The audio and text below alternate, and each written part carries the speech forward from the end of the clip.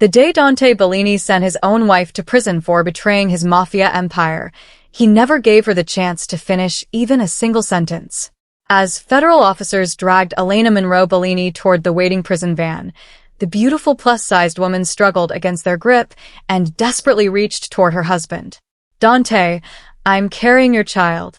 But before he could hear the rest, a voice suddenly called out from behind him. Another Bellini location had been attacked. Another one of his men was dead. And once again, all the evidence pointed toward Elena. Dante looked at his wife. For one brief moment, Elena thought he might finally listen. She had spent weeks begging him to investigate, check the security records, trace the missing money, and question the people who had access to their home. She had told him repeatedly that someone was setting her up. But Dante Bellini had already made his decision. The evidence seemed too convincing. The betrayal had cost too much blood. And the woman standing in front of him now wore the face of someone he no longer believed he knew. "Dante, please." The officers pulled Elena closer to the van. "There's something you need to know." Dante stayed where he was. Tears filled Elena's eyes as she tried one final time. "I'm carrying your—" The metal door slammed shut, and Dante turned his back. He never heard the final word. He never saw Elena lower her cuffed hands protectively over her stomach. And he never knew that while he stood outside believing he had just removed a traitor from the Bellini family, his unborn child was being carried away with her. Dante had enough money to hire the best attorneys in Chicago, enough influence to make problems disappear, and enough power to make almost anyone afraid of crossing him. But when Elena begged him to fight for her, he ordered every Bellini lawyer to stand down. Then the prison doors closed. Months later, a sealed report arrived at the Bellini estate. Dante read it in silence, then went through it again. Whatever was written on those pages ended with his signature at the bottom, and Elena Monroe Bellini became a name nobody inside his estate dared mention again. Years passed. The Bellini empire became stronger, while Dante grew colder, and the truth stayed buried until an ordinary financial investigation uncovered a payment that should never have existed. Then another appeared. Then a security record that didn't match the original. Dante began digging quietly at first. But the deeper he went, the more the case against Elena started falling apart. And when the final piece landed on his desk, Dante Bellini discovered a horrifying truth. His wife had been innocent. The woman he had condemned had never betrayed him. She had gone to prison carrying his child. And somewhere during those years, Dante believed there was nothing left to find. But Elena had survived. She was alive somewhere beyond Chicago. The wife Dante had abandoned had built an entirely new life. She had raised the son he never knew. She had learned to live without the Bellini name, without his protection, and without him. And the moment Dante discovered that she was alive, he started searching. City after city, record after record. Every trail Elena had spent years trying to bury. Dante kept digging until, one night, an address finally appeared on the screen in front of him. Dante stared at it for several seconds. After years of believing Elena was gone, he had finally found her. But Dante had no idea that somewhere else in Chicago, another person had just received the exact same information. Someone who had spent years making certain Elena would never speak. Someone who knew exactly what would happen if Dante ever discovered the complete truth. And while Dante Bellini was rushing toward the wife he had once condemned, the person who had destroyed Elena the first time was already moving to silence her again. 3 weeks before Elena Monroe Bellini was taken away in handcuffs, she still believed her husband would choose her over everyone else. That belief had been built over 3 years of marriage, and it was already beginning to crack. The Bellini estate stood behind 12-foot iron gates on the northern edge of Chicago, surrounded by stone walls, security cameras, and enough armed men to make any uninvited visitor question every decision that had brought them there. Inside, everything looked perfect. Polished marble, quiet servants, imported furniture, fresh flowers were placed every morning, and men in dark suits moving through the corridors with phones pressed to their ears. At the center of it all was Dante Bellini. Men lowered their voices whenever he entered a room. Business owners answered his calls before the second ring. Politicians who claimed they barely knew him somehow remembered his birthday.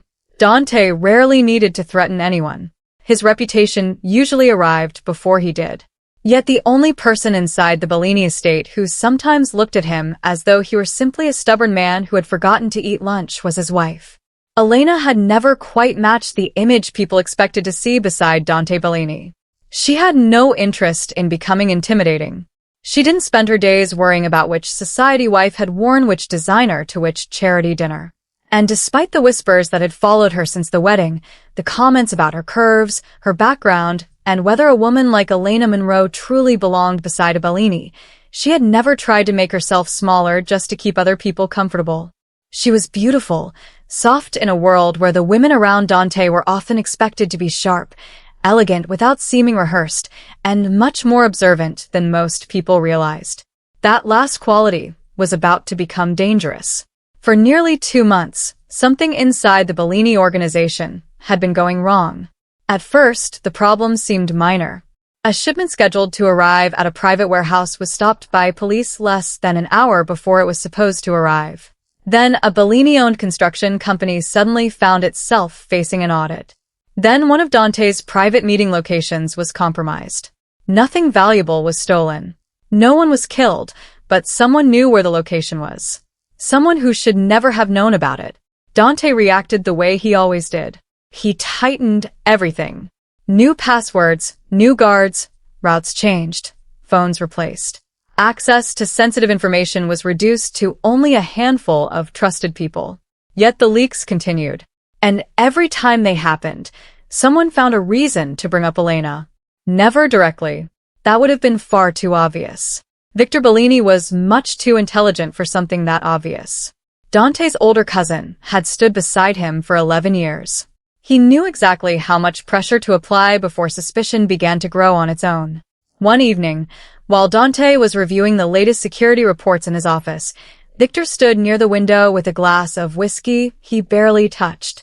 The conversation had already gone on for 20 minutes when Elena's name finally came up. Almost casually, Victor mentioned that someone had access to schedule from Dante's home office. Then he stopped. Dante looked up. Victor never accused anyone. Instead, he simply reminded Dante that Elena sometimes went into that office. That was all. Just a seed. Nothing more. 2 days later, Camilla Rossini planted another. Camilla had been connected to the Bellini organization long before Elena became part of it. Elegant and controlled, she was always useful. She handled legitimate business connections, charity arrangements, and the endless social machinery needed to make criminal wealth appear respectable. And she had never particularly liked Elena. She was far too careful to let that show.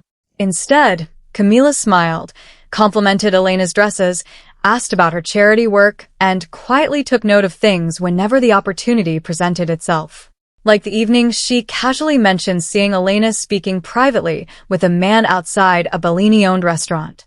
The man had once worked for a shipping company connected to the Marino family. Dante said nothing, but that night, he asked one of his men for the man's name. Elena noticed the change in her husband before she understood what had caused it. Dante had always been quiet. Now, his silence felt different. He watched, measured, and asked questions that he pretended were casual. Where had she been that afternoon? Who had called her during dinner? Why had she needed access to his office the previous Thursday? Elena answered every question. Still, something remained behind Dante's eyes. Suspicion. It hurt even more because he refused to admit it was there. One evening, she found him alone in the dining room, long after everyone else in the household had finished eating. His dinner remained untouched. Elena stopped in the doorway. "You're doing it again." Dante lifted his eyes. She nodded toward his plate. The staring at food until it apologizes thing. Under different circumstances, he might have smiled. That night, he didn't. Elena crossed the room and sat down opposite him. For several moments, neither of them spoke. Then Dante asked if she had known that her father's shipping company had once handled containers for a Marino-controlled business. Elena stared at him. Of course she knew. Her father had operated one of the largest independent shipping companies in Illinois. He had handled cargo for hundreds of clients, many of whom had connections he never knew about. Dante's expression remained unreadable. Elena understood then. This wasn't curiosity. It was an interrogation disguised as a conversation. Something cold settled inside her. "You think I'm involved in what's happening?" Dante denied it too quickly. Elena looked at him for several seconds. Then she stood. She didn't shout. She didn't cry. That almost made it worse. "I married a man who told me everyone in his world would eventually question my loyalty except him." She left the room before Dante could respond. He remained at the table. For the first time that evening, he looked uncomfortable. But discomfort wasn't enough to stop what had already begun. Because while Dante was wondering whether Elena could be involved in the leaks, Elena herself had discovered something. 3 weeks earlier, she had been reviewing financial records for the Bellini Foundation.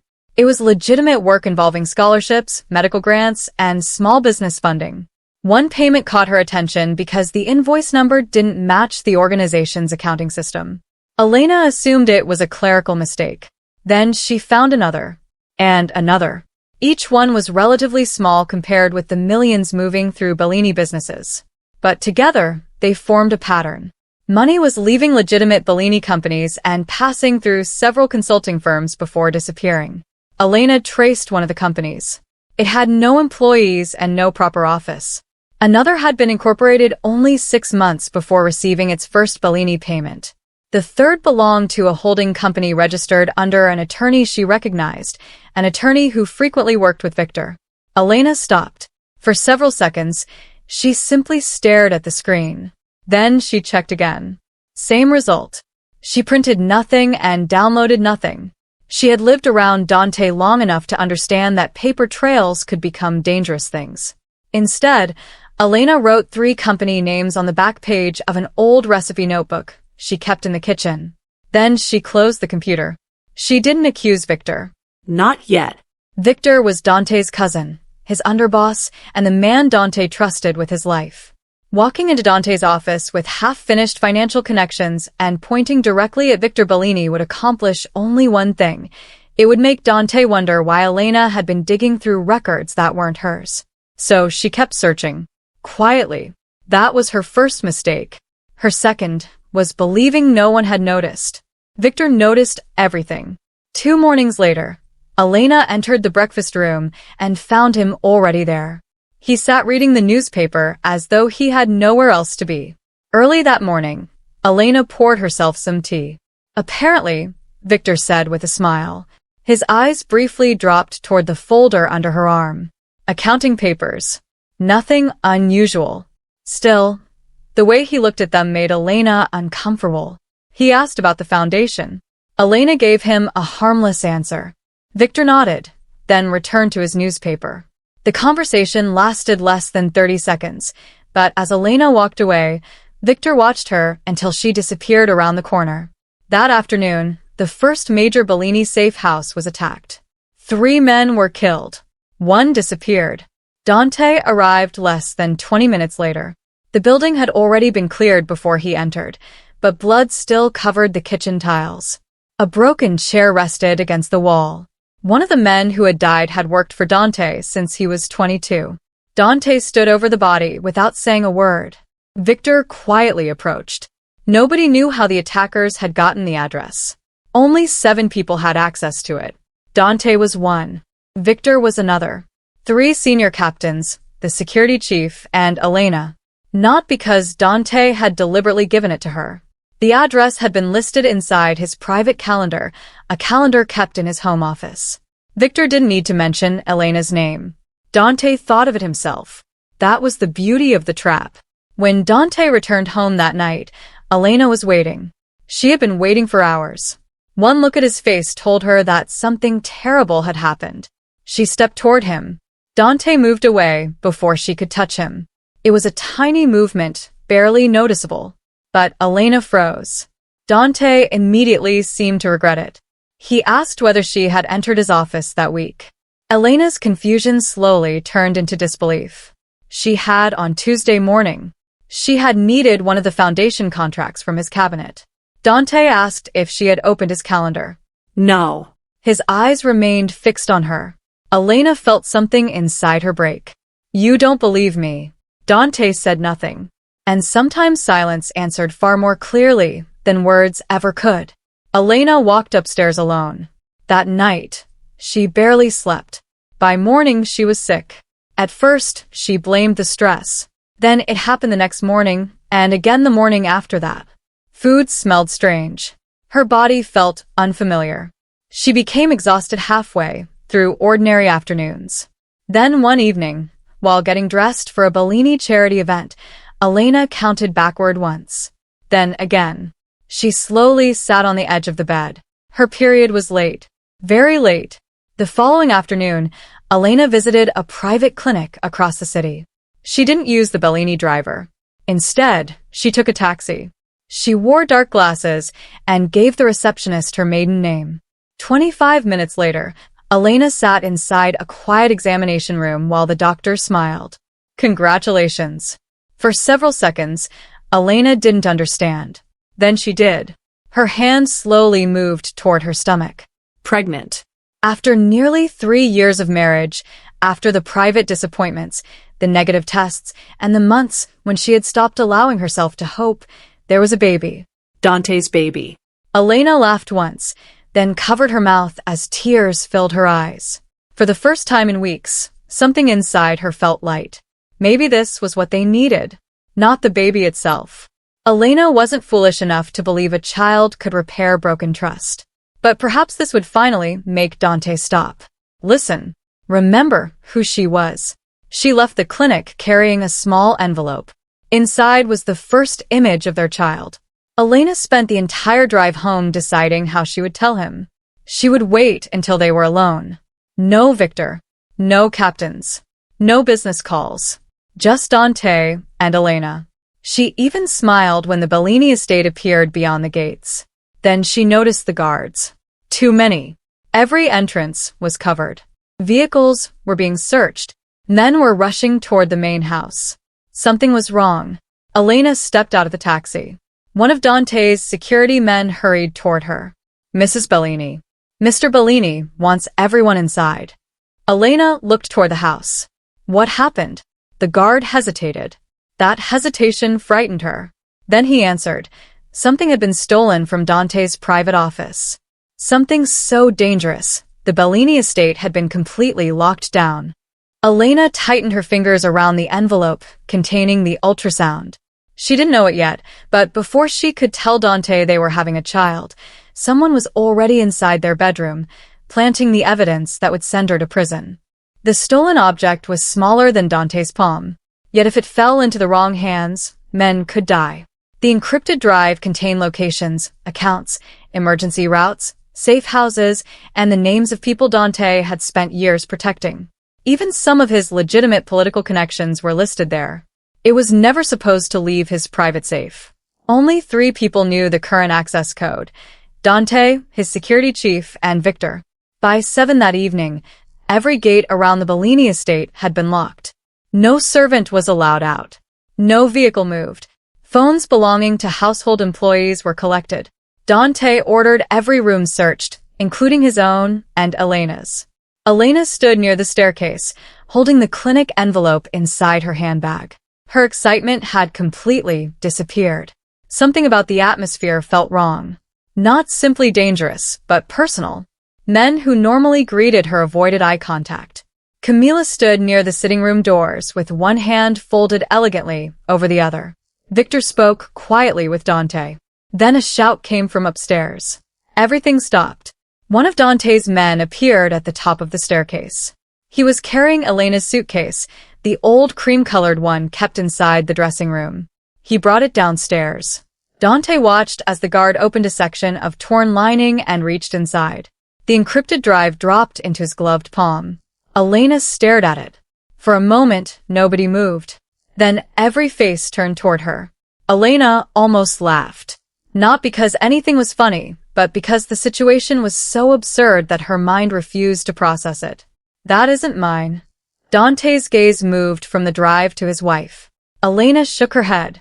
"Dante, I've never seen that before." The guard confirmed exactly where it had been found. Inside the lining. Hidden. Not accidentally misplaced. Hidden. Elena looked at the suitcase. She hadn't touched it in months. Anyone who had access to their bedroom could have placed something inside it. She said exactly that. Dante said nothing. Victor stepped forward and asked the security chief whether anyone had entered Elena's room that afternoon. The chief promised to check. Elena's heartbeat quickened. She looked at Dante. Search the cameras. We are. Then search everything. There was anger in her voice now, not fear. Someone had put that drive there. Dante remained frighteningly calm. Elena knew that version of him. It was the Dante his enemies feared most. The quieter he became, the more dangerous the situation usually was. Then another man entered carrying a laptop. The security access logs had been recovered. Dante's private office had been opened at 2:17 that morning, 3 nights earlier, using Elena's access card. Elena's stomach dropped. That is impossible. Dante looked at her.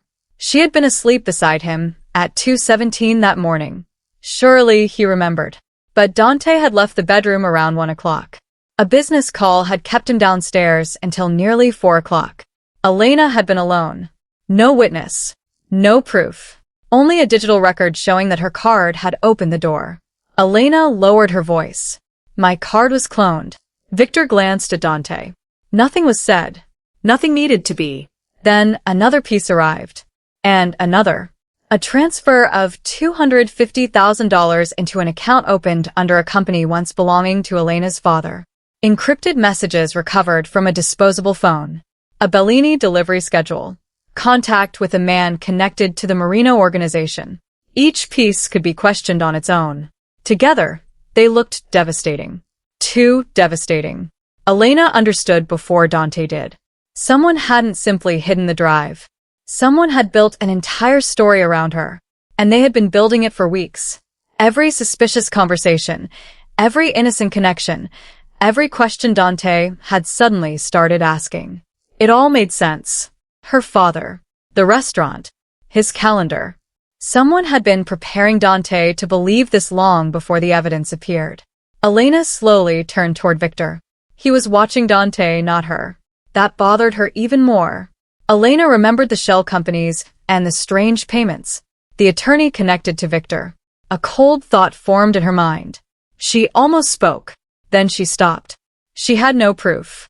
And judging by Dante's expression, accusing the man he trusted most without evidence could bury her completely.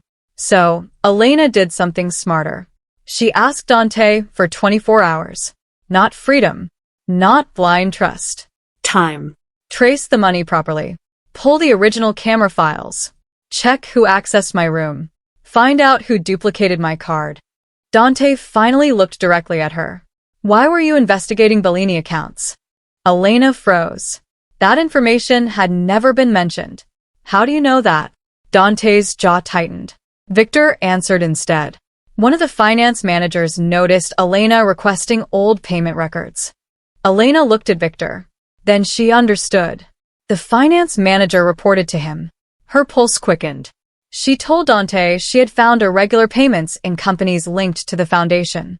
Dante asked why she hadn't come to him. Because she hadn't known what the payments meant yet. Because she didn't want to accuse someone without evidence. Because lately, Dante had already been looking at her like a suspect. Each answer only seemed to make the room heavier. Camila finally spoke softly. Almost sympathetically, she suggested Elena might simply be overwhelmed. Elena turned toward her.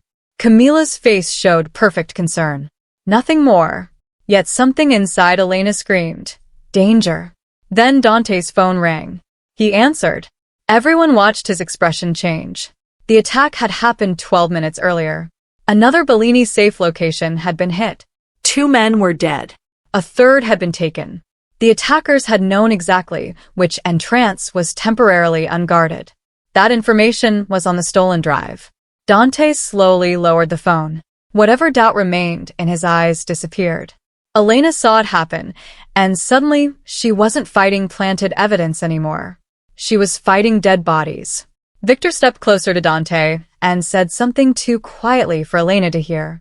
Dante's face hardened even further. Elena crossed the room. Don't do this. He looked at her. You know me. For 1 second, Dante's expression flickered. For that brief moment, Elena saw the husband beneath the mafia boss. Then it vanished. Take her phone. Elena stared at him. A guard hesitated. Dante repeated himself. This time, the guard obeyed. Elena slowly handed over her phone. Then her keys. Her access card. Her handbag. The clinic envelope was still inside. Elena immediately reached for the bag. The guard stepped back. My bag. Dante told the guard to search it. Elena's heart jumped. The ultrasound. This was not how she wanted Dante to find out. The guard began removing the items. Wallet. Cosmetics. Receipts. Then, before he reached the inner compartment, Victor received another call. A kidnapped Bellini man had been found, barely alive. The room erupted into movement. Dante left immediately. Elena called after him. He didn't stop. The guard abandoned the handbag on the table and followed. Elena grabbed it. The ultrasound remained hidden. For another few hours, their baby's existence survived. But Elena's freedom did not. That night, Dante summoned an attorney. Not to defend his wife, but to discuss how much exposure the stolen files had created for his legitimate companies. Several documents involved tax fraud, corporate bribery, and federal offenses. If the government obtained the evidence, they could dismantle businesses Dante had spent decades separating from the criminal side of the Bellini empire. Victor suggested a solution. Elena could be handed over as the source. The government already had an open investigation involving companies connected to her father. The forged evidence would do the rest. Dante didn't answer immediately. Victor pressed carefully. If Elena had betrayed them, Bellini attorneys defending her would send the wrong message to every captain watching. Dante spent the night alone in his office. At 3:40 in the morning, he made the decision. No Bellini lawyer would represent Elena. No witness would be pressured. No Bellini influence would interfere. If Elena was guilty, she would face whatever came. By sunrise, federal agents were at the gate. Elena came downstairs wearing yesterday's clothes. She saw them. Then she saw Dante. Something inside her went still. He had chosen. She slowly walked toward him. There were 20 people in the room. Elena spoke only to Dante. You're handing me over? Dante's silence answered. Elena swallowed, then nodded once. Not because she agreed. Because suddenly, she understood the kind of man standing in front of her. She had married Dante knowing he could be merciless toward his enemies. She had simply never imagined how quickly she could become one. An agent stepped behind Elena and reached for her wrists. Dante looked away as the handcuffs closed. Elena noticed, and somehow that hurt even more. She was taken from the estate. The investigation moved quickly, far too quickly. Evidence appeared exactly where investigators needed it. Witnesses suddenly remembered convenient details. Financial records seemed to support the government's case. A former Bellini employee claimed Elena had asked questions about safe houses. A technician confirmed that her access card had opened Dante's office. The disposable phone was traced to a location near one of Elena's charity events. Every road seemed to lead back to Elena. Her public defender argued that she had been manipulated. Prosecutors called it desperation. Elena asked Dante to testify about the night her card supposedly entered his office. He refused. She asked him to release internal Bellini security backups. He refused again. She sent word asking for 5 minutes alone with him. There was no response. Then she sent another message. This one wasn't about the case. It was about the baby. That message never reached him, because by then Victor Bellini had placed one of his own people between Elena and every piece of correspondence entering the Bellini estate. Weeks later, Elena stood inside a federal courtroom as the verdict was read. Guilty. The words seemed to echo forever. Elena did not collapse. She didn't scream. Instead, she placed one hand over her stomach beneath the loose fabric of her dress. Her pregnancy was still not visible. For now, the baby was safe. At sentencing, Dante sat in the back row. Elena saw him immediately. It was the first time she had seen her husband in weeks. For one foolish second, hope returned. Maybe he had finally come because he doubted everything. Maybe he would speak. Maybe he would stop this. Dante did none of those things. He simply watched as the sentence was handed down. Elena closed her eyes. When she opened them, Dante was already leaving. That was when something inside her changed. Until that moment, Elena had been waiting for her husband to believe her. After that moment, she stopped waiting. But there was still one thing Dante needed to know. Their child. And when Elena was led outside toward the prison van, she saw him standing beside his SUV. One final chance. Elena called his name. Dante looked up. She tried to tell him. Then Victor appeared. News of another attack reached Dante, and before Elena could finish, the prison van door closed between them. Dante turned away. Inside the van, Elena lowered both cuffed hands toward her stomach. No tears fell this time. Only one thought remained. If Dante Bellini refused to protect her, then Elena would protect their child herself. She just didn't know yet that someone had already decided neither mother nor child could ever be allowed to return to the Bellini family. The first thing prison took from Elena was her name. Not officially. The paperwork still read Elena Monroe Bellini. But names meant very little behind those walls. To the officers, she was a number. To the other inmates, she was the mafia boss's wife. And to the women who had lost brothers, fathers, husbands, or sons to families like the Bellinis, Elena was something worse. A target. The prison administration placed her in protective housing during her first weeks, not out of kindness, but out of liability. Everyone knew who Dante Bellini was. Rumors spread anyway. Some said Elena had stolen millions from him. Others claimed she had testified against the family. A few insisted Dante had personally arranged her imprisonment because she had cheated.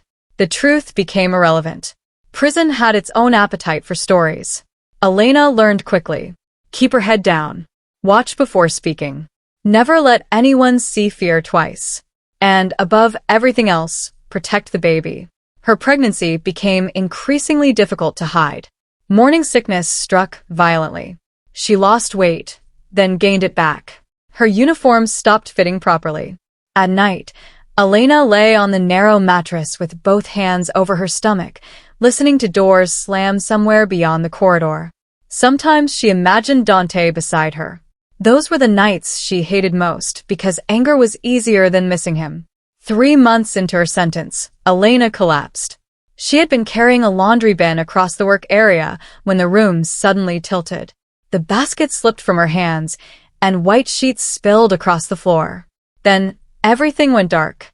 When Elena opened her eyes, a woman in blue medical scrubs stood over her. Mid-40s, sharp eyes, calm hands. Her badge read, Marisol Reyes, RN. Marisol asked several routine questions. Elena answered carefully. Then Marisol asked when she had last seen an obstetrician. Elena's silence gave her away. Marisol stared at her. You're pregnant. Elena's hand moved instinctively toward her stomach. Fear appeared immediately. Marisol noticed. Elena begged her not to let the information enter general circulation. She knew medical information wasn't supposed to become gossip, but this wasn't ordinary gossip. This baby belonged to Dante Bellini. If rival families learned that Dante's pregnant wife was sitting inside a federal prison with almost no protection, they wouldn't see a child. They would see leverage. Marisol understood faster than Elena expected. She didn't promise the impossible. The pregnancy had to be medically documented, but she could restrict unnecessary access. She could also make certain Elena was moved away from strenuous labor. It wasn't much. Inside prison, it felt like everything. Weeks passed. Elena's stomach grew. Then one rainy Tuesday evening, her child kicked for the first time. Elena froze. Then she laughed quietly. Her cellmate looked over in confusion. Elena said nothing. She simply placed her palm against the movement. Again, a tiny kick. For several minutes, the walls disappeared. There was no prison. No Dante. No Bellini Empire. Only Elena and the little life reminding her that she was no longer alone. That night, she wrote Dante another letter. She had written 6 already. This one was different. She stopped defending herself. She stopped begging him to investigate. Instead, Elena told him about the baby, the heartbeat, the estimated due date, and the tiny movements she had started feeling. She enclosed a copy of the ultrasound Marisol had helped her obtain from the prison hospital. At the end, Elena wrote that Dante didn't have to forgive her. He didn't even have to believe she was innocent. But he needed to understand that whatever existed between them, their child had done nothing wrong. She sealed the envelope, addressed it personally to Dante Bellini, and watched it disappear into the outgoing mail. 3 days later, it arrived at the Bellini estate. Dante never saw it. A member of the household security staff removed it before the morning correspondence reached Dante's office. The envelope was delivered to Victor instead. Victor read it alone.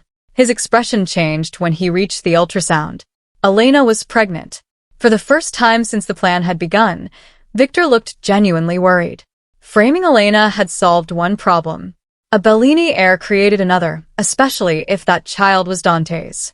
Victor folded the letter, placed it back inside the envelope, and locked it in a drawer. He didn't destroy it. Victor had always believed evidence was more useful than ashes.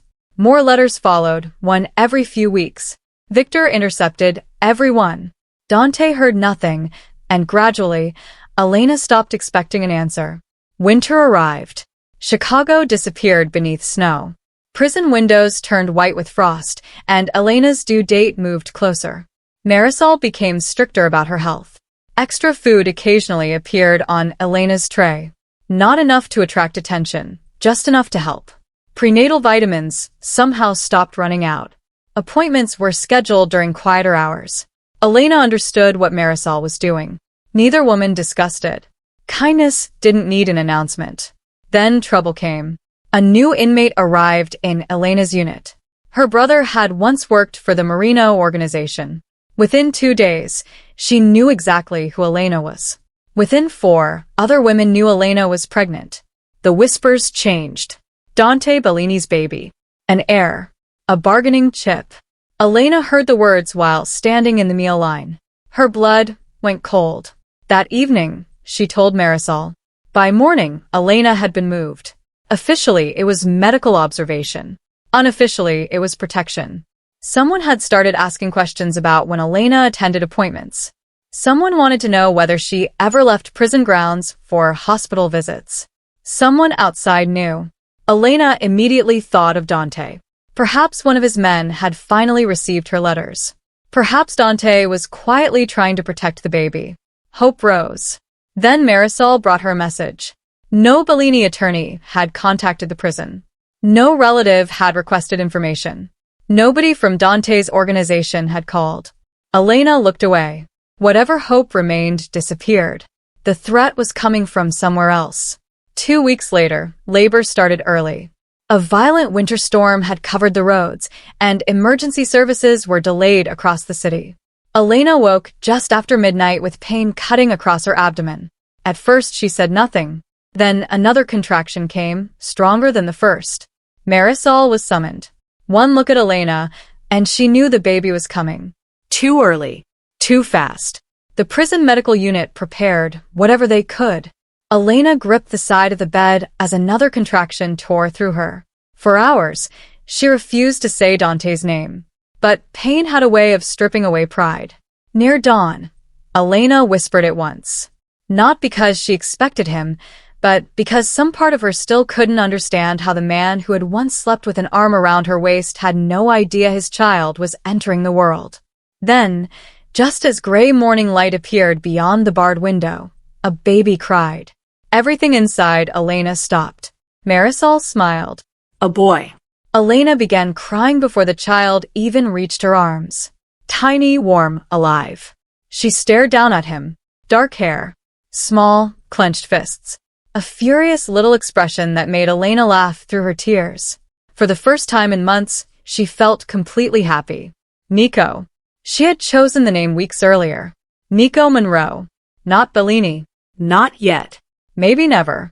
Elena pressed her lips against her son's forehead and made him one promise. He would never have to beg anyone to believe he deserved love. 3 days later, Elena wrote Dante again. No accusation. No anger. Only, your son was born. She included his weight, his birth date, and one photograph. Victor received that letter, too. This time, he didn't lock it away immediately. He stared at the photograph for a very long time. Then he made a phone call. Elena never knew about it. Neither did Dante. Months became years. Prison changed Elena. Her softness didn't disappear, but her innocence did. She learned paperwork, appeals, deadlines, and evidence rules.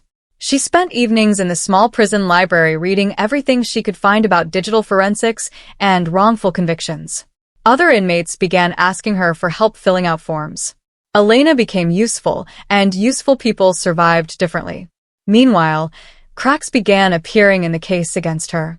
A digital specialist reviewing evidence during an appeal noticed that timestamps on 2 files didn't align. Then another expert questioned the metadata from the disposable phone. A security contractor couldn't locate the original server copy of the access log, supposedly proving Elena had entered Dante's office. The government's case had once looked flawless. Now, small imperfections were beginning to appear. One by one, Elena appealed. Denied. She appealed again. Then finally, after nearly 4 years, prosecutors faced a problem. If the case returned to court, they might have to explain evidence they could no longer authenticate. A deal was offered. Reduced charges. Time served. No public admission of wrongdoing. Elena stared at the paperwork. For years earlier, she might have refused. She wanted innocence. She wanted her name cleared. She wanted the truth. But Nico was almost 4. His earliest memories were prison visiting rooms and Marisol sneaking extra crayons into supervised family sessions. Elena was done sacrificing her son to prove something to people who had already decided who she was. She signed. Her release date was set. For the first time in years, Elena allowed herself to imagine walking outside without permission. She imagined taking Nico somewhere with grass, buying him ice cream, and sleeping in a room where the door didn't lock from the outside. She didn't imagine Dante. That surprised her. At some point, she had stopped building her future around whether Dante Bellini would ever learn the truth. But someone else had been watching her case. Victor learned about the release before Dante did. And panic returned. If Elena walked free, she could investigate. She could reconnect with old accountants, show Dante the letters, and tell him about Nico. Worse, she could make Dante curious. Victor couldn't allow that. 2 days before Elena's release, a Bellini contact inside the correctional system generated a report. A prison assault. Severe injuries. Complications. Then death. The report contained Elena's full legal name, date of birth, prison number, official signatures, everything necessary to make it look real. The document reached Dante Bellini on a gray Thursday morning. He was inside his office when Victor placed the envelope on his desk. Dante opened it, read the first page, and then stopped. For a long time, he said nothing. Elena was dead. According to the report, she had died before emergency treatment could save her. Dante stared at the page. Victor stood silently nearby. He expected anger, perhaps even relief. Instead, Dante asked one question. Was she alone? Victor almost hesitated. Almost. Then he answered, yes. Something changed in Dante's face. It was barely visible but permanent. He signed the documents required by the Bellini attorney handling the notification, then closed the file. He didn't ask to see Elena's body. He didn't travel to the prison. He didn't investigate. Once again, Dante Bellini trusted the paper placed in front of him. And once again, that paper had been used against him. 48 hours later, the real Elena Monroe walked through the prison gates. Marisol was waiting outside, and beside her stood a little boy with dark hair, bouncing impatiently on his feet. The moment Nico saw his mother, he ran. Elena dropped her bag, fell to her knees, and caught him. For several seconds, she couldn't breathe. She simply held her son beneath an open sky. No bars. No guards. No permission required. Marisol stood nearby with tears in her eyes. Eventually, Elena looked back at the prison. For years, because somebody had needed Dante Bellini to believe she was guilty. For years because Dante had let them. Elena turned away. She never looked back again. Within 72 hours, she and Nico were gone from Chicago. New city, new number, new life. Elena Monroe disappeared, and inside the Bellini estate, Dante believed he had buried his wife. What neither of them knew was that Victor Bellini had made one mistake. He had hidden Elena's letters. He had hidden the ultrasound photographs. He had hidden Nico's birth announcement. He had hidden every piece of evidence connecting Dante to the son he never knew existed. But he hadn't destroyed them. And years later, when one suspicious payment forced Dante Bellini to begin opening doors everyone believed were permanently closed, those letters would still be waiting. So would the truth. And once Dante read them, there would be nowhere in Chicago Victor Bellini could hide. 7 years after Elena Monroe Bellini disappeared from Dante's life, one number refused to balance. It should have meant nothing. Bellini companies moved millions every week. Restaurants, construction firms, warehouses, real estate, shipping contracts. Money entered through one door and left through another, so often that even experienced accountants sometimes needed days to trace a single transaction. But this payment was different. $187,000 had been transferred from a legitimate Bellini development company to a consulting firm that no longer existed. No invoice. No contract. No explanation. Dante stared at the transaction from behind his desk. Across from him stood Michael Ferraro, the forensic accountant Dante had recently hired after discovering irregularities inside several legitimate Bellini businesses. Michael had been working quietly for 6 weeks. He wasn't family. That was precisely why Dante trusted him with the audit. Dante had learned something during the years following Elena's supposed death. Blood did not automatically make a man loyal. Sometimes it only gave him easier access to your throat. Michael slid another document across the desk. The consulting firm had received Bellini money several times. All of the payments occurred during the 6 months before Elena's arrest. Dante's eyes narrowed. There was more. The company had been registered through an attorney who had once represented Victor Bellini. Dante said nothing. The room became very still. Victor remained his underboss, his cousin, the man who had stood beside him through wars, funerals, investigations, and betrayals. The same man who had been there the day Elena was taken away. Dante slowly leaned back. Keep digging. Michael hesitated. There were moments when men forgot that Dante Bellini did not appreciate hesitation. What? Michael explained that someone had already accessed several archived accounts shortly before the audit began. Someone had attempted to remove old payment records. Dante's expression changed. That wasn't bookkeeping. That was fear. He ordered Michael to make copies of everything. Then he did something he should have done 7 years earlier. He investigated quietly before accusing anyone. For the next 11 days, Dante told Victor nothing. He attended meetings, shared meals, discussed business, and even laughed once when Victor complained about one of the younger captains purchasing a sports car bright enough to be seen from another state.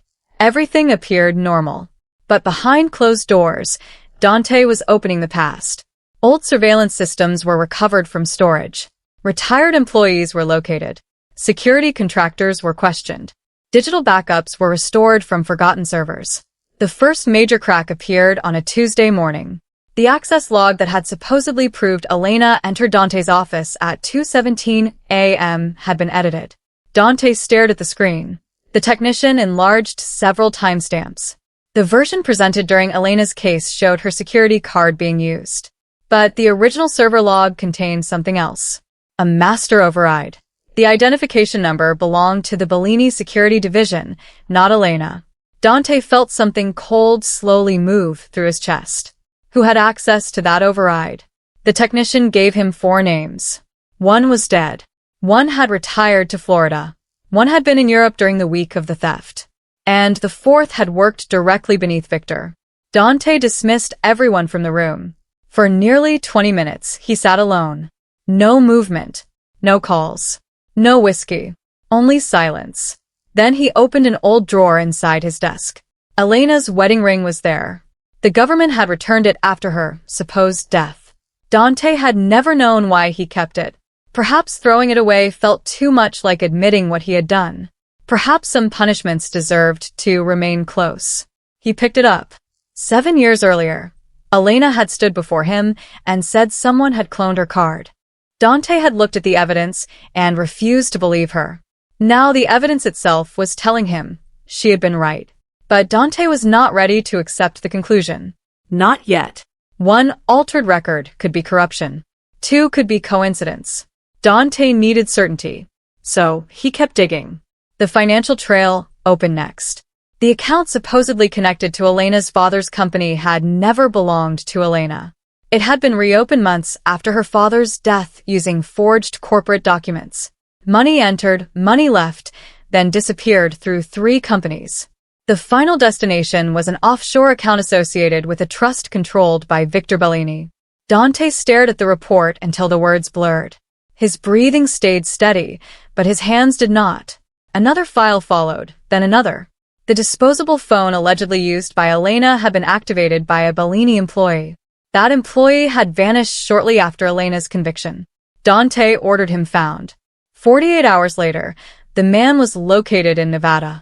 He had been living under another name. When Bellini men brought him back to Chicago, he lasted less than 15 minutes under questioning. He admitted Victor had paid him not to hurt Elena, not directly, only to purchase phones, move documents, alter security access. Ask no questions. Dante dismissed the room. Then, for the first time, he allowed himself to say the words. Elena was framed.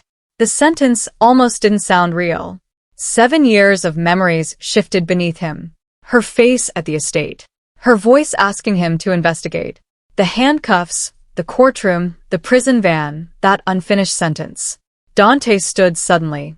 His chair struck the wall behind him. Everyone outside his office heard it. No one entered. For the next 2 days, Dante barely slept. He reconstructed every hour surrounding Elena's arrest. Victor had always been there. Victor found connections. Victor produced witnesses. Victor explained missing records. Victor encouraged Dante not to interfere with the federal case. Victor delivered the report of Elena's death. Victor. The truth had not been hidden particularly well. Dante simply had never looked in the right direction because he had been too busy looking at his wife. That realization was worse than anger. It was humiliation. Not because Victor had fooled him, because Elena had begged him to search, and Dante had chosen pride instead. He finally ordered Victor followed quietly. No confrontation. Not yet. Dante wanted every piece, every name, every payment, every accomplice. Then Michael Ferraro found something unexpected. An archived storage payment. For years, Victor had rented a private document vault under another name. The lease had recently been renewed. Dante personally went there after midnight with 2 men he trusted absolutely. The vault was smaller than expected. Gray metal shelves, old ledgers, company seals, duplicate contracts, photographs.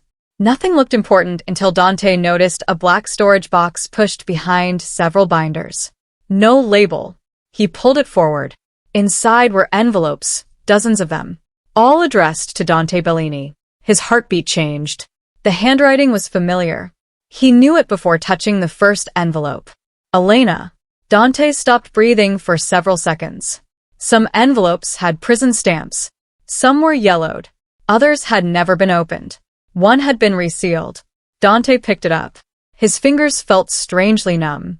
The first letter was dated 4 months after Elena's imprisonment. He read it standing beneath the harsh fluorescent light.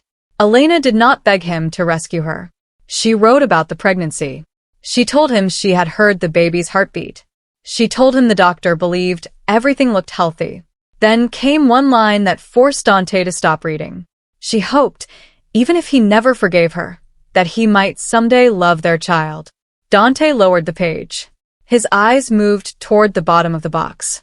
A photograph. Small, black, and white. An ultrasound. He picked it up. There were handwritten words on the back.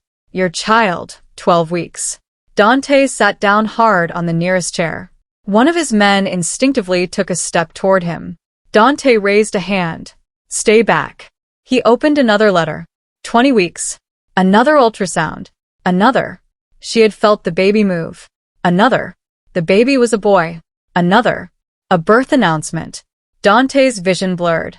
He read the date. Then again. His son had been born while Elena was incarcerated. His son. Dante pressed both hands against the table. Something broke loose inside him, but not loudly. There was no dramatic shout, no overturned furniture, only a man who had spent years believing his wife died alone, slowly realizing she had given birth to his child while he ignored every attempt she made to reach him. Then Dante found the photograph. Elena lay against a hospital pillow, exhausted and pale, her hair untidy, but smiling. A newborn rested against her chest. Dante stared at the baby's face. Dark hair, tiny nose. One fist curled near Elena's collar. His knees nearly failed him. Nico. The name appeared beneath the photograph. No Monroe, Dante whispered at once. His son's name, a name he should have known for years. Behind him, nobody moved. Dante opened another envelope, then another. The letters changed over time. Hope disappeared. Elena stopped asking whether he had received her previous messages. She stopped mentioning forgiveness. Eventually, she simply wrote about Nico. His first smile.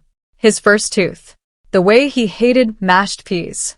A fever that frightened her. A little wooden car Maddie's soul somehow found for him. Dante read pieces of his son's childhood from paper, like a stranger learning about somebody else's family. And then the letter stopped. For years after Elena's imprisonment, the same year Dante was told she had died. Dante stood. His face had become frighteningly calm. He turned toward one of his men. Find Victor. But Victor was no longer at home. He had left his apartment less than an hour earlier. His phone was off. His driver didn't know where he had gone.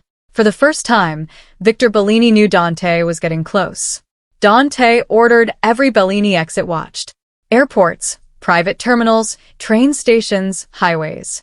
Then he returned to the estate. There was still one question. What had happened to Nico? If Elena died, where was his son? Dante contacted the prison. The records did not match. There was no death certificate issued by the state matching the report Victor had delivered. No morgue record, no burial record, no official confirmation. Dante's pulse accelerated. He ordered a complete search. Hours passed. Then the investigator called. Dante answered before the first ring finished. Elena Monroe was released. Silence. Dante gripped the phone. When the date came, 2 days after the date listed on the report claiming she had died, Dante closed his eyes. Alive. Elena was alive. For 7 years, Dante had believed he was mourning a dead woman. She had been somewhere else, breathing, living, raising his son. He asked where she went after release. No answer. Records disappeared quickly. A temporary address, then another. A name change application that had later been withdrawn. Cash transactions. Nothing stable. Elena had not merely moved. She had made herself difficult to find. Dante understood why she had escaped prison. Why would she willingly remain somewhere Dante Bellini could reach her? For the next 3 weeks, Dante searched. He barely returned home. Old prison contacts, employment records, school enrollment databases, rental applications, medical claims, anything connected to Nico Monroe. Nothing. Elena had been careful. Very careful. Then Dante remembered Marisol Reyes, the prison nurse. He found her living outside Milwaukee. Marisol did not welcome him. She opened the door, recognized his face, and immediately tried to close it. Dante stopped the door with one hand. He did not threaten her. He simply held up one of Elena's letters. Marisol froze. You received them 7 years late. Something in Dante's voice made her look at him differently. Not kindly, but differently. She let him inside. Marisol told him about the pregnancy. Elena hiding it, the threats, the premature labor, Nico's birth, the letters, Elena's appeals, and finally her release.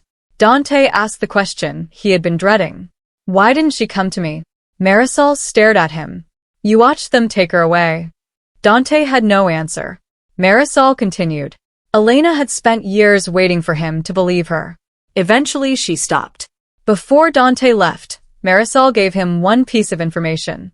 Elena had once mentioned wanting to live near water, somewhere quiet, somewhere Nico could ride a bicycle without armed men following him. That was all. Dante searched every record he could connect to that description. Then late one night, Michael found it.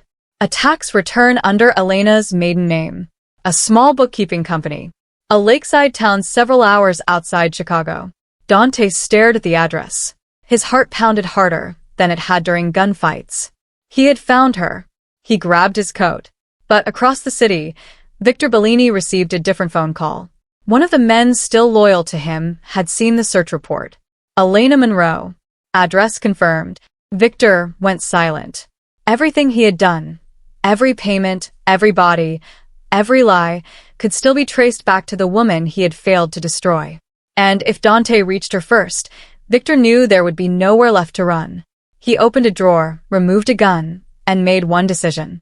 Dante Bellini could never hear Elena tell the whole story. Not now. Not ever. 2 cars left Chicago before midnight. One carried Dante toward the wife he had spent 7 years believing was dead. The other carried the man who had destroyed her life. And neither knew which one would reach Elena first. Elena Monroe had learned to love ordinary mornings. They were something she once took for granted. Coffee brewing. A school backpack sat abandoned beside the kitchen table. Nico was complaining that one sock had mysteriously disappeared. Sunlight moved slowly across the inexpensive countertops. No armed guards. No men whispering behind closed doors. No Bellini meetings. No fear that a ringing phone meant someone had died. Ordinary had become Elena's definition of wealth. Her apartment was above a small grocery store near the lake. 2 blocks away, she rented a modest office where she prepared taxes, managed accounts for local businesses, and helped several women recently released from prison organize their finances. Nobody there knew the entire story. They knew Elena had been incarcerated. They knew her conviction had been questionable. They knew she had a son. That was enough. Nico was 7 now, too curious, too smart, and increasingly interested in the father Elena rarely discussed. She had never lied to him, but she had never told him everything either. When Nico asked where his father was, Elena said he lived far away. When he asked whether his father knew about him, Elena's answer became more complicated. I tried to tell him. Nico had accepted that when he was younger. Lately, he asked more questions. Elena knew the day was coming when simple answers would stop working. She just never expected Dante Bellini to arrive before it did. That morning, Elena took Nico to school. She worked until noon, met a client, bought groceries. Nothing seemed unusual. But around 3, a black SUV appeared across the street from her office. Elena noticed immediately. Her body recognized danger before her mind did. Black SUVs were common. So were dark suits. But men who had lived inside the Bellini world moved differently. They didn't look around nervously. They looked around because they were trained to remember everything. Elena's hand tightened around the grocery bag. One man stepped out of the SUV. Not Dante. A guard older than she remembered, but familiar. Elena's blood turned cold. She backed toward the office. The second vehicle stopped. Then Dante stepped out. For 7 years, Elena had imagined this moment in hundreds of ways. In prison, she imagined screaming at him.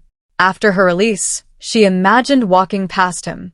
Later, she stopped imagining him altogether. Reality was quieter. Dante looked older. Not old, but changed. There were faint lines near his eyes and more gray at his temples. His face remained hard enough to silence rooms, but something about the way he stood across the street felt unfamiliar. He wasn't surrounded by 10 men. He wasn't approaching. He simply stared. Elena couldn't move. Neither could Dante. 7 years disappeared. The Bellini estate, the courtroom, the handcuffs, the prison van, all of it came rushing back in one violent wave. Dante finally stepped off the curb. Elena immediately raised one hand. Stop. He stopped. That shocked her. The old Dante would have kept walking. Elena's heartbeat hammered. How did you find me? Dante struggled to answer. Then he saw the boy. Nico came running from the corner, his backpack bouncing against his shoulders. He had left school with Aaron Hayes, the attorney who had helped Elena during the final stage of her appeal and later became a close family friend. Nico ran ahead of Aaron. Elena. He still sometimes called his mother by her first name when excited because he had heard half the town do it. Elena turned toward him. Dante followed her gaze, and the entire world seemed to stop. Nico had Elena's smile, but Dante's eyes. Dante knew immediately. He didn't need blood tests, documents, or letters. The boy looked toward the strange man standing beside the black SUV, then back toward Elena. Mom. Dante's face changed. His son was standing 10 yards away. Alive. Healthy. 7 years old. Dante's eyes moved over every detail. The untied shoelace. The scraped knee. The dinosaur patch sewn onto his backpack. Things a father should know. Dante knew none of them. Nico moved closer to Elena. Aaron reached them seconds later. He looked at Dante and recognition appeared immediately. Aaron had seen enough photographs during Elena's case. His expression hardened. He placed himself slightly between Nico and Dante. Dante noticed. Years earlier, that would have angered him. Now, it made something painful twist inside his chest. Another man instinctively protected Dante's son because Dante had never been there to do it himself. Elena sent Nico upstairs with Aaron. Nico resisted.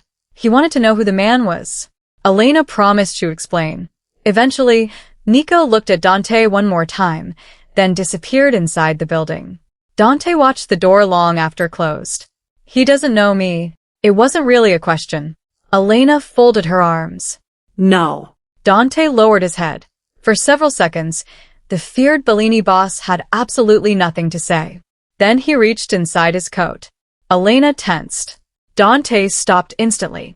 Slowly, he removed an envelope. One of her letters. Elena's expression changed. Dante held it out. I found them.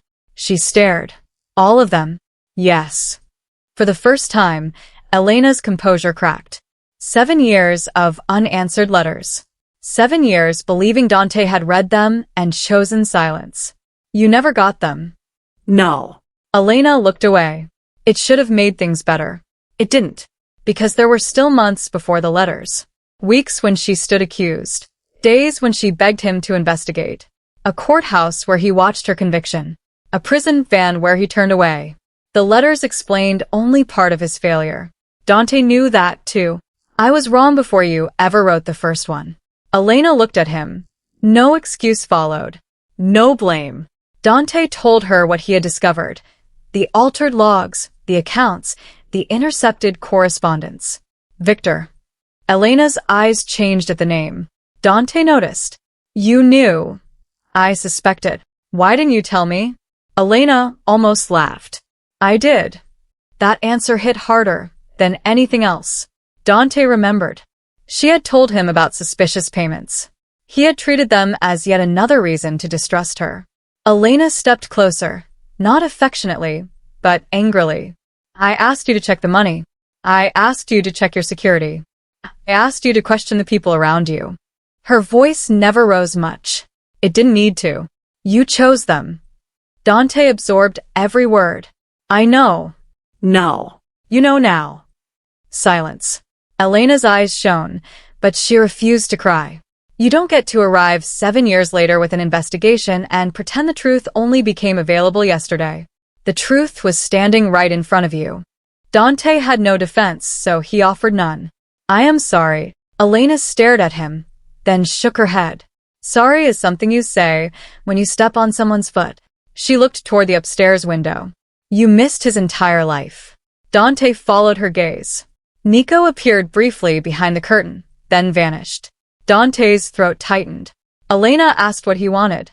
That question was harder than he expected. Dante could have said his wife, his son, his family. But those words suddenly felt like theft, so he answered differently. I wanted to know you were alive. Elena's expression softened for perhaps half a second, then hardened again. You know. Dante nodded. He understood the dismissal. He stepped backward. Then his phone vibrated. Dante looked at the screen. One message from his security team. Victor disappeared. Possible vehicle heading north. Dante's eyes snapped toward the road. Every instinct inside him changed. Elena noticed immediately. What? Dante asked whether anyone knew she lived there. Elena frowned. Not from Chicago. How many people have your address? What happened? Dante moved toward her, then stopped himself before crossing the boundary she had given him. Victor knows you're alive. Elena went still. The sound of a vehicle turning onto the street reached them. Dante looked. Gray sedan moving too slowly. His hand went inside his coat. Elena, get inside. She didn't argue. Not because he ordered her, but because she saw the driver's face. She had seen that man before, years ago. At the Bellini estate. Victor's man. Elena turned. Nick. The first gunshot shattered the office window. Dante moved before the sound had even finished. He grabbed Elena and pulled her behind the stone corner of the building. Glass exploded across the sidewalk. Another shot struck the brick. Dante's guards returned fire. People screamed. The sedan accelerated. Then another vehicle appeared from the opposite direction. Dante realized immediately that the first car had been a distraction. Victor hadn't come to kill Elena from the street. He had come for Nico. Dante looked toward the apartment entrance. The door was open, and Aaron was standing inside alone. Dante's blood turned to ice. Where's the boy? Aaron looked confused. He went downstairs looking for Elena. Dante turned. Across the alley, a man's hand closed around Nico's shoulder. The boy screamed. Dante Bellini had spent 7 years not knowing his son existed. Now, less than 20 minutes after seeing him for the first time, someone was trying to take him away. And this time, Dante was not turning his back. Nico kicked the man hard in the shin. It wasn't enough to escape, but it gave Dante 2 seconds. Sometimes, 2 seconds were everything. The man dragged Nico toward a waiting car. Dante crossed the alley at full speed. Another Bellini guard moved in from the opposite side. The kidnapper saw them. He reached inside his jacket. Dante didn't hesitate. A gunshot cracked through the alley. The man's weapon fell.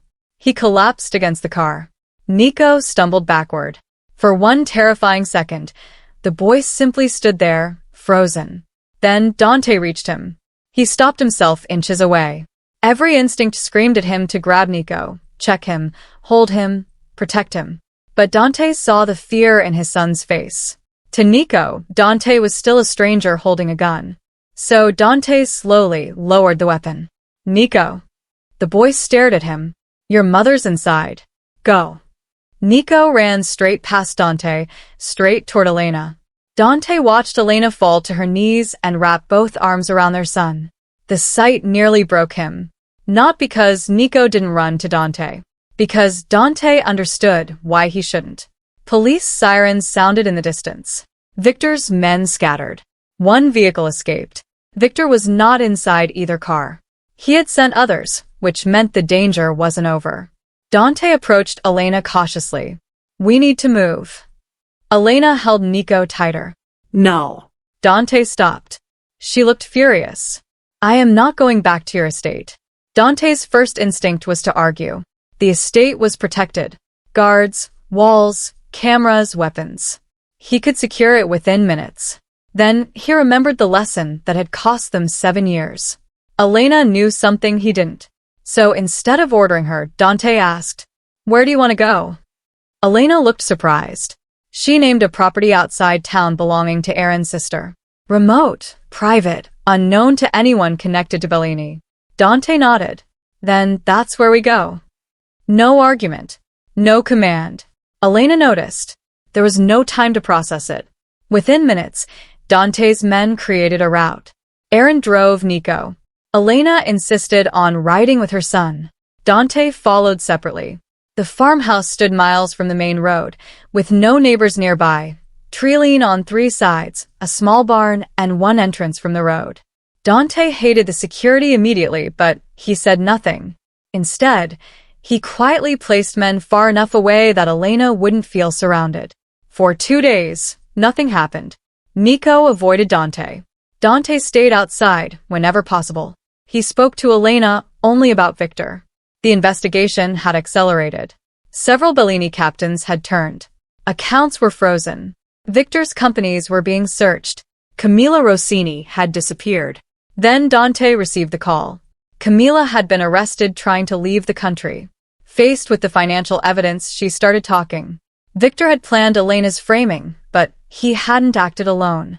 Several men inside Bellini's security had been helping all along. The attacks on the safe houses had been staged with Marino cooperation. Victor had sacrificed Bellini soldiers to make Elena's betrayal appear real. Dante's hand tightened around the phone. His own men had died because Victor needed Dante angry enough to stop thinking clearly. And it had worked. Camilla also revealed why Victor had wanted Elena removed. Elena's investigation into the Foundation accounts had brought her dangerously close to discovering that Victor had been stealing Bellini money for years. But there was something else. Something even worse. Victor had discovered Elena was pregnant before Dante did, through the intercepted letter. From that moment on, Nico became part of the problem. Dante's face went completely still. Camilla explained that Victor believed Dante would eventually become vulnerable without an heir. If Dante died, Victor would be the person closest to controlling everything. But a son changed that. Even a child, especially Dante Bellini's son, changed the balance. That was why Victor had monitored Elena after prison. Why he arranged the false death report. Why he needed her to disappear permanently. Dante ended the call, then remained alone inside the parked SUV for several minutes. His son had been in danger before he was even born, and Dante had unknowingly helped the man responsible. Anger rose inside him. Cold, precise, deadly. The old Dante wanted Victor dragged into a basement. He wanted answers. He wanted blood. Then Elena came outside. She had heard enough of the conversation. Where is Camilla? In custody. Victor is still missing. Elena looked toward the farmhouse. Nico was inside with Aaron. Then she said something unexpected. He'll come here. Dante turned. Elena explained that Victor had always underestimated her, but he wasn't reckless. Sending men to take Nico had failed. Now every road, airport, and Bellini property would be watched. Victor needed leverage. He wouldn't run without it. Dante considered her reasoning. His security team believed Victor would flee toward Canada. Elena disagreed. He doesn't want to escape empty-handed. Dante studied her. What does he want? Something he'll trade everything for. Both looked toward the house. Nico. Dante immediately called his captain. He ordered the northern search reduced, then moved men toward the routes surrounding the farmhouse. His captain questioned the decision. Dante's answer was simple. Elena says he's coming here. No proof demanded. No second-guessing. Elena heard him. 7 years earlier, she had asked Dante to trust her. When trust mattered most, he hadn't. Now, with his son's life at risk, Dante acted on her word. Before dawn, Elena was proven right. A motion sensor triggered near the western tree line. 1 man appeared, then 2, then 4. Dante's guard stayed hidden. No gunfire. Not yet. Victor emerged last. He had changed his clothes and shaved his beard. He looked nothing like the polished underboss who once sat beside Dante at family dinners. Desperation had stripped away the disguise.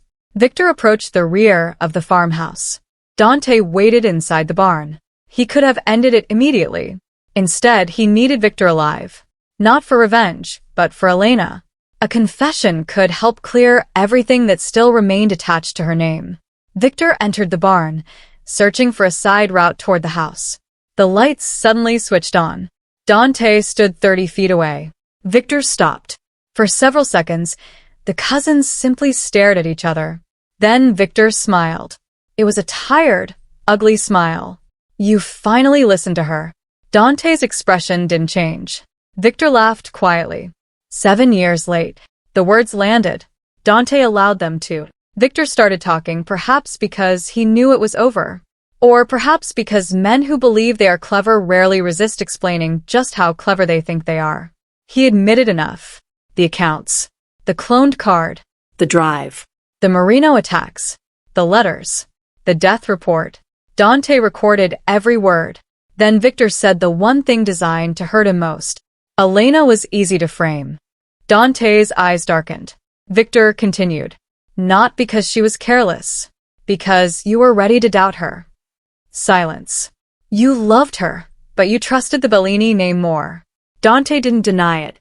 That disturbed Victor. He wanted anger, excuses, anything that would make Dante easier to provoke. Instead, Dante simply said, You're right. Victor's smile disappeared. I destroyed my family before you ever touched that drive. Victor stared at him. Dante stepped closer. You just gave me someone else to blame. But before Victor could respond, sirens appeared beyond the road. Federal agents. State police. Dante had done something the old Dante Bellini would never have considered. He had turned over the evidence. Everything. The financial records. The altered security files. The names of corrupt officials. Even information that would cost several Bellini businesses millions. Victor looked toward the flashing lights, then back at Dante. You're destroying the family. Dante shook his head. No. A pause. You did. Victor reached for his gun. He never got it out. Dante's men moved first. Victor was disarmed, pinned to the floor, and handcuffed. Minutes later, the man who had arranged Elena's imprisonment was driven away. This time, Dante watched. But unlike 7 years earlier, he knew the person inside that vehicle was actually guilty. The weeks that followed were brutal for the Bellini organization. Investigations expanded. Businesses closed.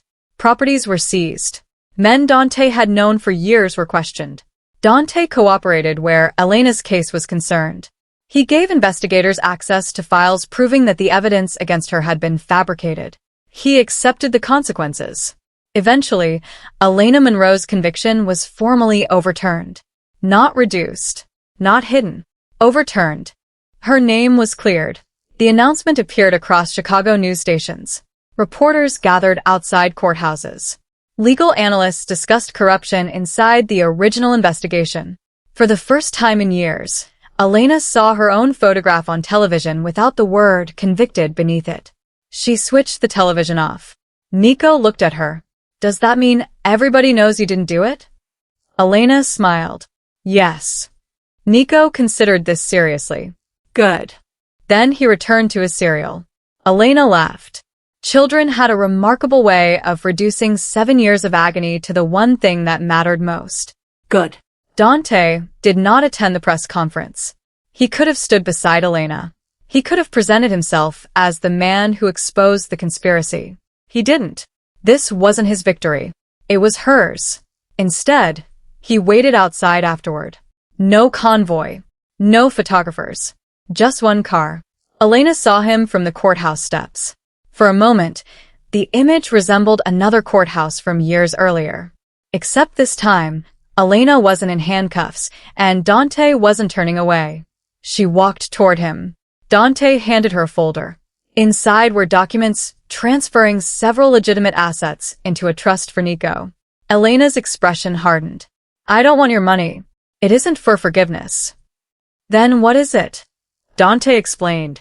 Anything Nico inherited from the Bellini side would be legitimate, protected, and independent. No criminal obligations. No expectation that he would ever enter my world. Elena looked at him carefully. You're giving up his claim to the Bellini organization. He isn't property. The answer surprised her. Dante continued. If he wants nothing to do with me when he's old enough to decide, I'll accept it. Elena said nothing. Dante looked toward the courthouse. There are things I can fix. Then he looked back at her. And things I can't. That night, Nico asked Elena whether Dante was really his father. The question had been coming. Elena sat beside him. This time, she told him the truth. Not every violent detail. Not every betrayal. But enough. Dante was his father. Dante had made a terrible mistake. Other people had lied. Dante had believed them. Then Dante learned the truth. Nico listened, his brow furrowing. Did he know about me? Elena's throat tightened. No. Why? Because that answer belonged to 7 years of pain. Elena chose honesty. Because people hid my letters from him. Nico considered that. Then he asked the harder question. Would he have come if he knew? Elena couldn't answer. Not truthfully. Because the Dante who existed now might have. The Dante who existed then. She no longer knew. Several days later, Nico asked if he could see him. Elena stared at him. You don't have to. I know. Are you sure? Nico shrugged in the way only 7-year-old boys could shrug while rearranging an adult's entire world. I want to ask him something. So, Elena called Dante. He arrived 20 minutes early, then waited in his car until the exact time she had given him. Elena noticed that, too. Dante sat across from Nico at a small cafe beside the lake. For several minutes, the conversation was painfully awkward. Nico drank chocolate milk.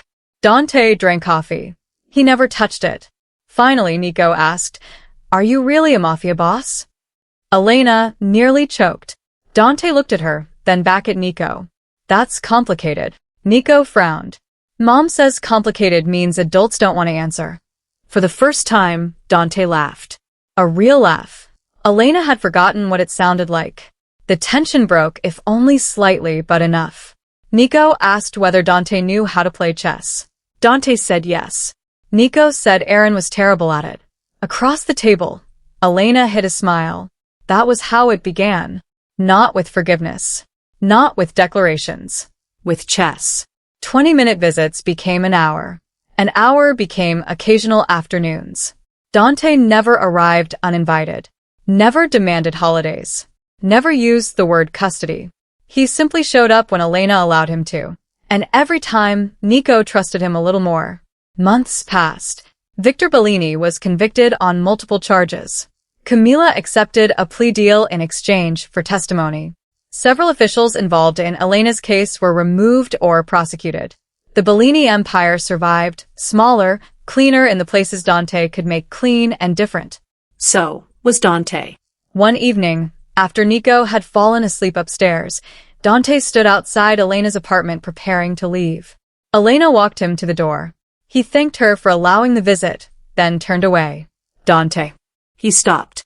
Elena hadn't said his name like that in years. Not angrily. Not fearfully. Simply Dante. He looked back. She studied him for a long moment. The man before her still had Dante Bellini's face. He still carried the same quiet authority. He still had enough power to frighten half of Chicago. But the man who once believed power gave him the right to make every decision alone was gone. Or, at least, he was trying to be. Elena spoke carefully. "I can't go back." Dante's expression remained calm. "I know. I mean it. I know.